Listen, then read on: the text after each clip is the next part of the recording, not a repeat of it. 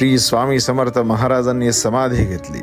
श्री स्वामी समर्थ महाराज आपल्यात नाहीत, श्री स्वामी समर्थ महाराज नाहीत हे म्हणणाऱ्यांनी एकदा आवर्जून स्वामींचे परमभक्त असलेल्या श्री चोळप्पा महाराजांच्या येथे असणाऱ्या श्री स्वामींच्या समाधी मठात जाऊन बघा.